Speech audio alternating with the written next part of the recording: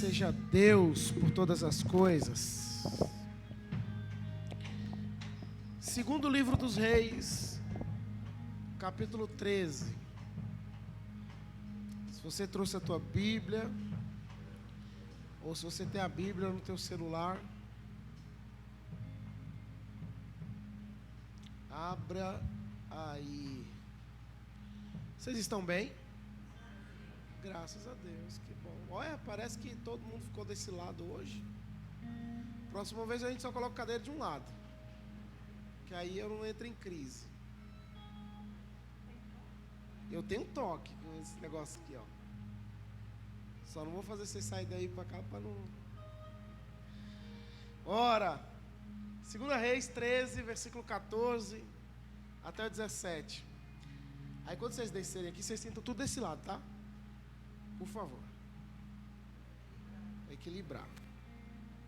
Ora, Eliseu estava sofrendo da doença da qual morreria. Então Jeoás, rei de Israel, foi visitá-lo e, curvado sobre ele, chorou gritando: meu pai, tu és como os carros e os cavaleiros de Israel. E Eliseu lhe disse: traga um arco e algumas flechas. E ele assim o fez. Pegue o arco em suas mãos, disse ao rei de Israel. Quando pegou, Eliseu pôs as suas mãos sobre as mãos do rei e lhe disse para abrir a janela que dava para o leste e atirar. O rei o fez. Então Eliseu declarou: esta é a flecha da vitória do Senhor, a flecha da vitória sobre a Síria. Você destruirá totalmente os arameus em Afeque. Até aí tá bom. Feche seus olhos por um minuto. Senhor, em nome de Jesus, obrigado, porque o Senhor é bom e a sua misericórdia dura para sempre. Obrigado por tua graça, pelo teu amor. Obrigado porque o Senhor é bom. Obrigado, Jesus. Obrigado porque se não fosse a tua compaixão, a tua graça, o teu carinho por nós, nós não estaríamos aqui nessa noite. A minha oração aqui é a mesma de sempre, que eu não atrapalhe a tua mensagem, mas que eu seja um canal para falar aquilo que nós precisamos nesta noite, em nome de Jesus, amém, e graças a Deus, graças a Deus.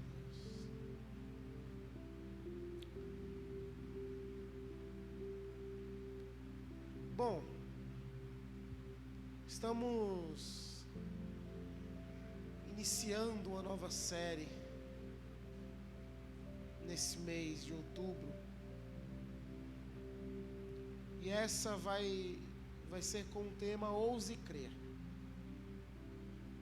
Ouse Crer. Fico pensando que às vezes nós, enquanto crentes em Jesus, a gente talvez não crê como deveria.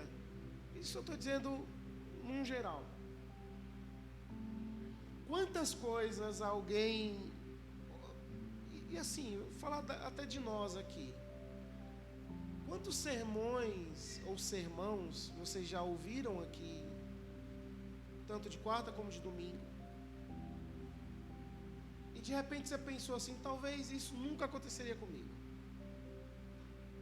Quantas palavras proféticas Deus já liberou aqui, e isso sem, sabe, apontar o dedo. Nem sou muito fã disso, minha irmã. Sabe aqueles caras que levanta e fala assim: deixa eu te falar, Deus está mandando. Nem gosto desse negócio. Tenho muito os dois pés e o corpo inteiro atrás. Deus fala usando outras pessoas, sim ou não? Quando Ele fala e ponto. Mas quantas palavras proféticas Deus já não liberou aqui através da mensagem? E de repente a gente não creu da forma como deveria. Quantas instruções os pastores já passaram para nós e a gente de repente não acreditou que aquilo seria possível de acontecer. Então quero usar esse mês de outubro, com exceção do dia 11, que vai ser das crianças, mas usar o mês de outubro para tentar de uma forma pedagógica o suficiente e bíblica o suficiente, fazer com que nós creiamos mais que Deus pode fazer em nós, através de nós e apesar de nós. Vamos lá. No texto que a gente leu aqui, o rei de Israel era Jeoás. Só que antes de Jeoás houveram outros reis, e todos eles tinham algo em comum no seu reinado. Eles tinham uma dificuldade em temer a Deus, e estavam sempre inclinados à idolatria. A maioria dos reis antes de Jeoás levou Israel a uma cultura de idolatria, ou seja, de adorar outros deuses.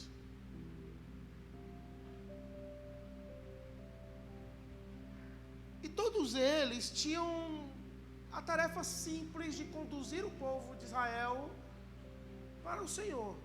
O rei foi instituído para isso. Vocês governam os homens e façam com que eles sejam conduzidos a mim. Se um rei teme a Deus, o seu povo teme a Deus. Se um rei não teme a Deus, o seu povo também não teme. É muito claro isso quando o versículo diz: feliz é a nação cujo Deus é o Senhor. Agora, porém, a maioria desses reis que vieram antes de Jeoás não tiveram esse temor. Então, quando Jeoás assume uma monarquia falida. Jeoás assume uma espiritualidade da nação quebrada. Jeoás assume num momento de crise absurda em Israel.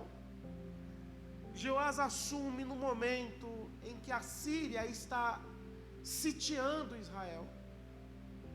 Jeoás assume no momento em que o maior profeta que existiu no seu tempo estava morrendo e não tinha um sucessor.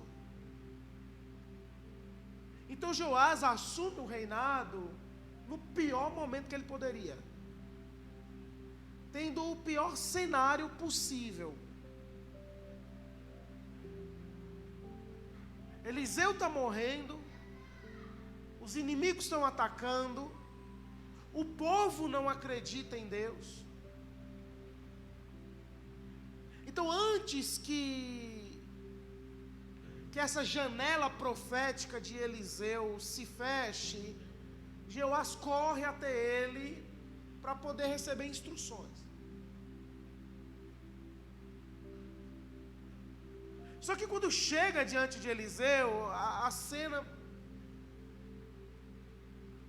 parece até um pouco engraçada, penso eu, de um rei, um homem adulto, debruçado em cima de um idoso acamado, chorando igual uma criança e pedindo ajuda, pedindo instruções por conta das pressões que ele está sofrendo ali. Porque o normal seria fazer Eliseu sair da casa dele e ir até o palácio. O rei não sai para se encontrar com ninguém. Mas o desespero de Jeoás é tão grande que ele toma o caminho inverso. E aí a minha pergunta aqui hoje é assim: você já se sentiu pressionado o suficiente para tomar ou que te levou a tomar uma atitude desesperada? Se você nunca se sentiu pressionado a esse ponto, você não sabe o que Jeoás está sentindo aqui. Mas se você já se sentiu pressionado dessa forma, e aí deixa eu dar alguns exemplos para vocês. Se você sabe o que é estar desempregado e sem dinheiro para pagar suas contas, e o mês chegando no final, principalmente para quem trabalha por conta, né? Se você sabe o que é estar com um casamento por um fio, e as coisas não andam para funcionar, se você sabe o que é ter alguém ou um ente querido de cama, e os médicos não trazem uma solução, se você já passou, se você sabe o que é virar uma noite num quarto sem conseguir dormir por conta de uma ansiedade, de uma depressão, de coisa do tipo, você vai entender o que a pressão pode ser destruidora para nós. E aí você entende o que Joás está passando aqui. E por que ele está chorando igual criança. A queixa dele, gritando na cama de Eliseu, é a seguinte: eu estou sendo atacado pelos inimigos, eu estou sendo atacado espiritualmente, os reis que vieram antes de mim não foram bons e eu estou pagando pato por isso. Eles fizeram coisas ruins e eu peguei o governo do jeito que está. E eu saí do meu palácio, Eliseu, para vir aqui receber uma palavra de conforto tua. Eu quero que você me diga algo que conforte o meu coração para eu poder reinar em paz, para eu poder conseguir administrar esse reino em paz.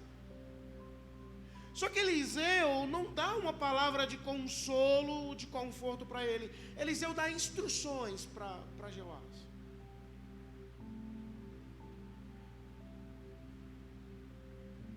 Sabe quando a gente vai contar um problema para alguém e alguém de repente vem querer dar soluções para esse problema? Não sei se você já teve uma experiência assim de contar um problema e alguém querer trazer soluções para o problema, e às vezes a gente não quer ouvir as soluções. Às vezes a gente só quer contar um problema e de repente ouvir que vai ficar tudo bem. Mas aí a pessoa vem e diz assim: mas se você fizer assim, e se você fizer assim, e se você está passando por isso porque você fez isso, e você, caramba, eu vim aqui te pedir um consolo e você está falando que eu... O cara já está desesperado. Mas você está passando por isso, Camila, porque você fez aquilo. Se você não tivesse feito aquilo, você não estava passando. Se você fizer assim, cara, eu não estava querendo isso. Eu estava querendo um consolo aqui. Eu vim aqui para chorar, abrir meu coração para você, e você está...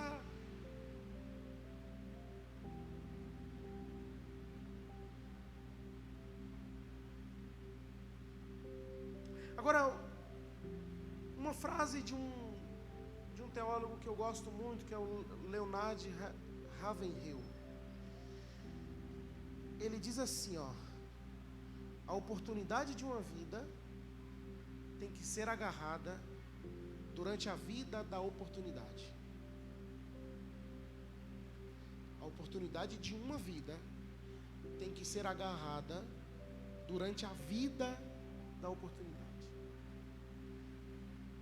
Já teve oportunidades para nós que a gente não agarrou e perdeu, sim ou não? Deixar claro para você, teve faculdade que você não fez no tempo que deveria, e hoje você paga o pato por isso. Teve ensino médio que você tinha que ter terminado e não terminou.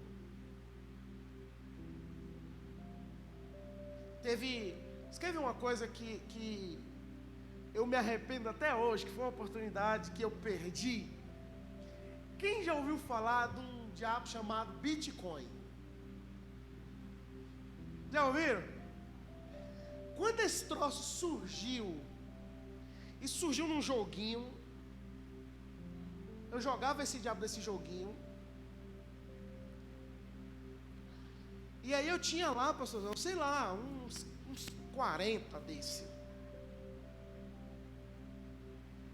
E eu desinstalei esse joguinho. Desinstalei o jogo. Passou uns 5 anos, um amigo meu falando assim, mano, vamos investir um dinheiro num negócio? Eu falei, investir o quê? Em Bitcoin. Nessa época o Bitcoin estava valendo R$1.000. Ele falou assim, eu vou comprar uns 3, o que você acha? Eu falei, mano, não sei, eu não estou muito confiante. Mas mesmo assim eu acho que eu comprei meio Bitcoin. Dei 500 conto lá, pastorzão. Investi lá. Muito louco. Uma empresa da Finlândia. Nunca nem vi essa empresa. Fiz o depósito. Priscila nem soube. Está sabendo agora. Mas mas escuta. Não façam nada escondido das suas mulheres, tá? Peguei lá o meio Bitcoin. Esse negócio foi virando de um jeito que esse Bitcoin ele sustentou a gente por um ano. Um ano em que eu e a Priscila não tava trabalhando. E ele estava rendendo uma grana para mim. Mas para mim foi uma oportunidade que eu perdi, porque a vida da oportunidade tinha acabado. Porque se eu tivesse comprado junto com o meu amigo, que ele tinha... Aí hoje esse negócio está lá em, sei lá, 200 mil, vale muito dinheiro esse trem. Mas foi uma janela de oportunidade que eu perdi naquele momento. Entendeu o que eu estou dizendo? Talvez a tua foi outra. Talvez a tua janela foi um trabalho que você abriu mão, ou foi um trabalho que você foi, enfim. O que eu quero dizer para vocês é assim, as tribulações não duram para sempre, porém, as oportunidades também não. Aprenda a identificar quando uma oportunidade surge para você. Voltando aqui, a gente tem num quarto um profeta velho morrendo, um rei chorão. E esse rei chorão pergunta assim, o que é que eu tenho que fazer, Eliseu? O que é que eu tenho que fazer para reinar bem nessa crise que eu estou vivendo? Aí Eliseu diz para o rei assim, pega um arco, pega flechas, abre a janela, para de chorar e toma uma atitude que eu vou te falar o que você tem que fazer agora. Gente, deixa eu dizer uma coisa para ficar gravado no seu coração. Vocês não são abençoados pela quantidade de mensagem de Deus que você ouve. Você é abençoado pela quantidade da mensagem que você pratica. Porque a gente ouve muito sobre o que Deus pede para que nós façamos, mas o quanto a gente tem praticado disso? O quanto nós temos praticado vai revelar o quanto a gente será abençoado. A gente não é abençoado só porque a gente ouve, a gente é abençoado porque a gente ouve e a gente aplica na nossa vida. Então a primeira coisa que eu quero trabalhar com vocês aqui é visualize a vitória. É quando Eliseu pede para ele assim, abra a janela, Joás, abra a janela. Desobstrua da tua visão tudo aquilo que te impede de ver o que Deus tem para você lá na frente.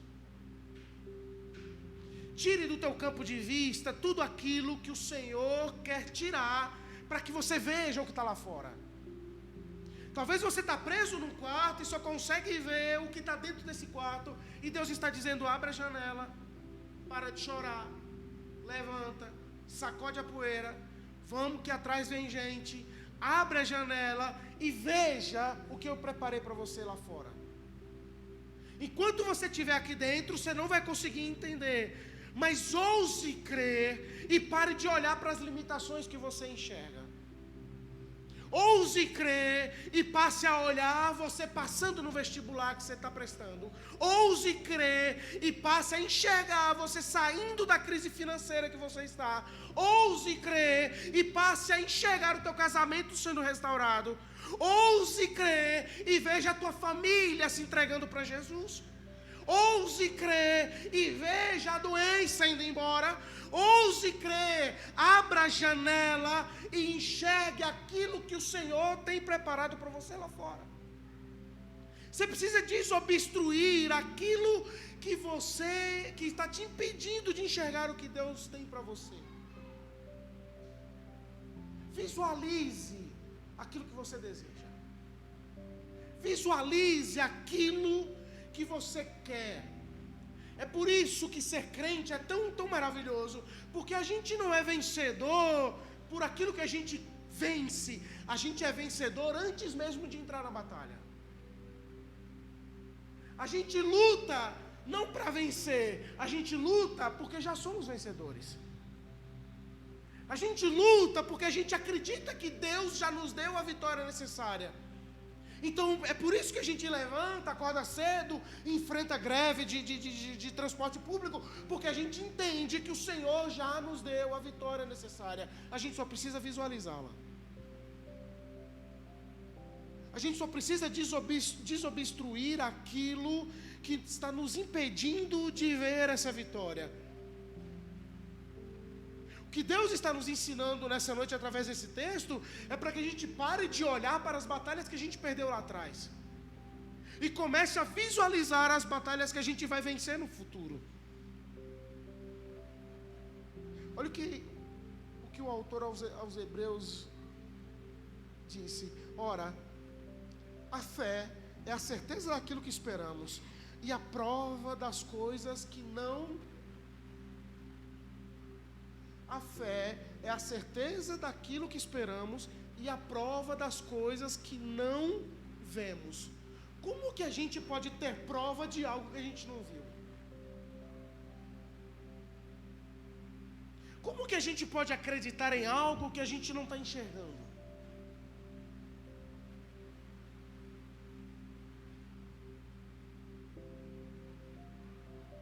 Feche os seus olhos por um momento. Sim, não vou terminar agora não, tá bom. Só um minutinho.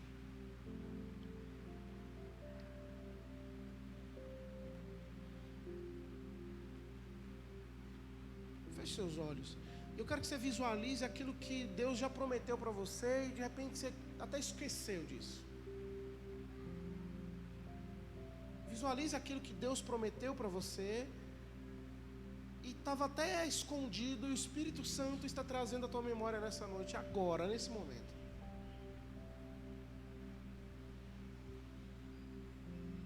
Veja isso aí, veja isso daí.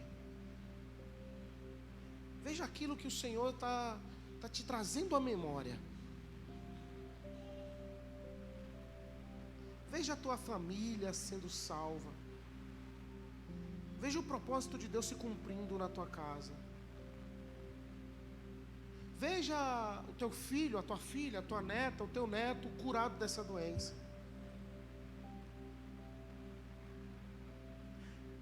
Veja a liberdade, veja a libertação. Veja tudo. Veja um carro novo que você tanto sonha e tanto busca e tanto luta. Veja a casa nova que você sonha, tanto busca e tanto luta. Só visualize.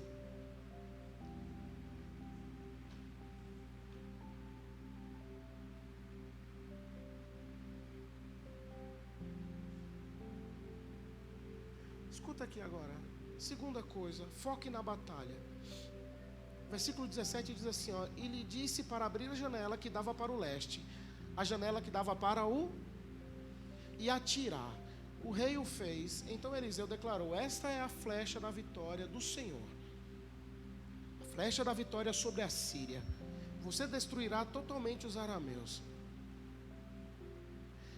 Eliseu pede para que o rei abra uma janela específica, de uma batalha específica. Sabe por que às vezes a gente não vence as batalhas que a gente está lutando? É porque a gente está lutando as batalhas que Deus não pediu a gente para lutar. Às vezes a vitória não vem porque a gente está lutando as batalhas erradas. Às vezes a vitória não acontece porque a gente está gastando a nossa energia em outras coisas. O problema disso é que se a gente coloca uma ação descoordenada, ficar atirando para todo lado, a gente não consegue focar e não consegue ter a visão necessária para focar naquilo que Deus pediu a gente para fazer, e aí a gente fica sem munição, a gente fica sem fôlego, a gente não consegue identificar as lutas que a gente precisa lutar, e quando a luta de verdade chega, a gente já não consegue lutar.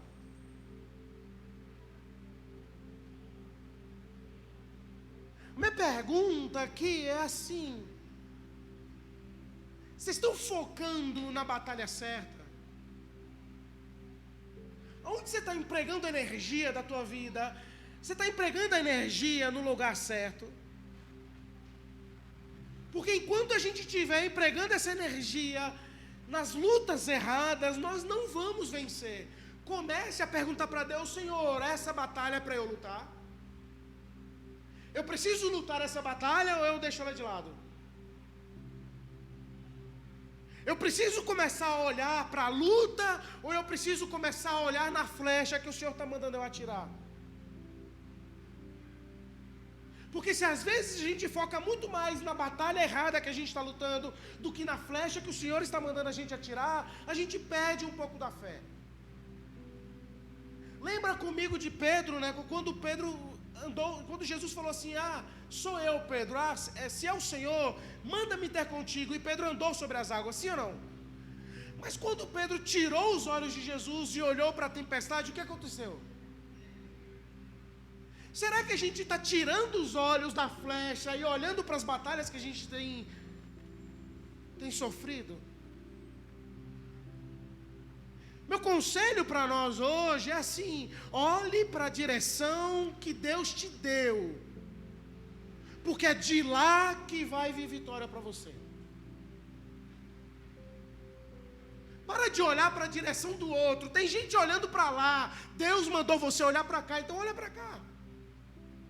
Mas está todo mundo dizendo que eu estou olhando para o lado errado, mas foi Deus que mandou você olhar para cá, irmão?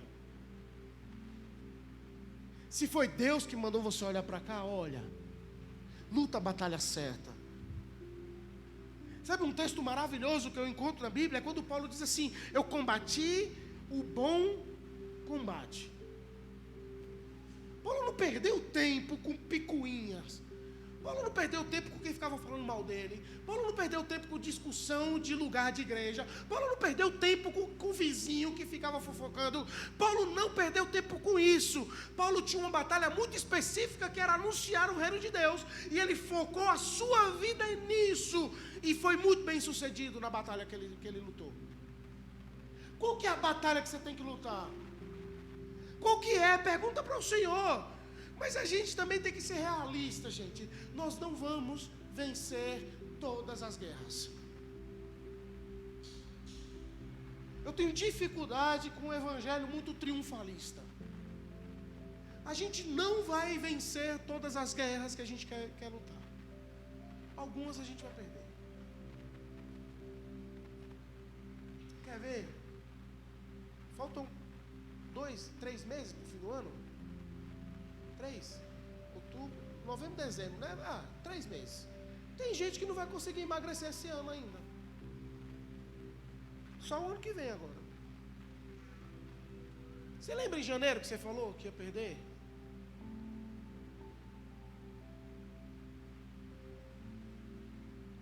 Deus está até revelando. Está vendo como eu sou profeta também? Você lembra em janeiro que você falou? Eu falei que eu ia perder uns 15 quilos esse ano. Ganhei 2.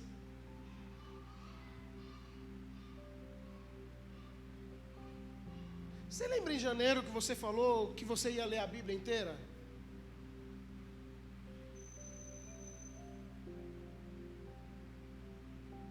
Você lembra em janeiro que você falou que ia guardar dinheiro para o final do ano você fazer uma viagem em família?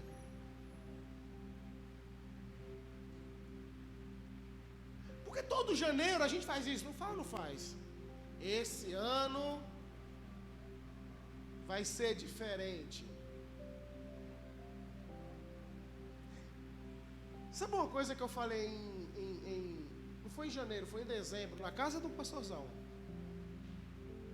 O que eu parei de fazer na sua casa? Você lembra não, né? Nem lembra, né? Eu parei de tomar refrigerante. Na noite de Réveillon, só tinha refrigerante. Eu falei, a partir de hoje eu não tomo mais refrigerante. E não tomei, Mar. Pelo menos isso, foi a única também. A batalha que eu consegui vencer.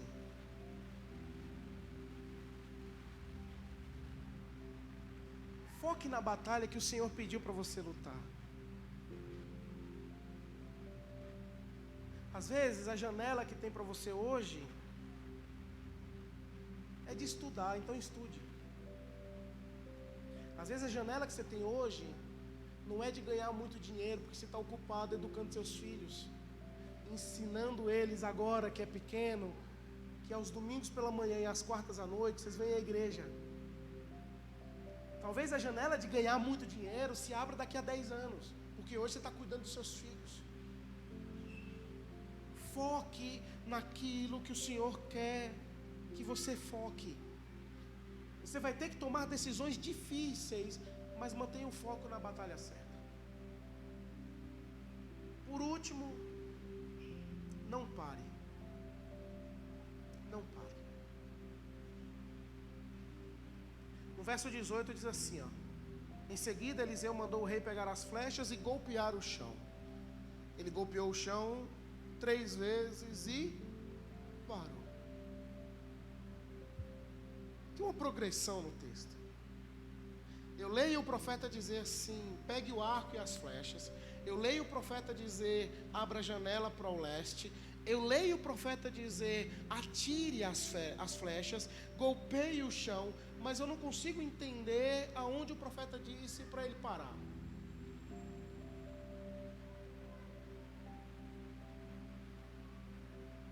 Eu creio muito que Deus já está falando com alguém nessa noite. Alguém que pegou o arco, pegou as flechas, abriu a janela, atirou, mas em algum momento parou de atirar. Por algum motivo parou.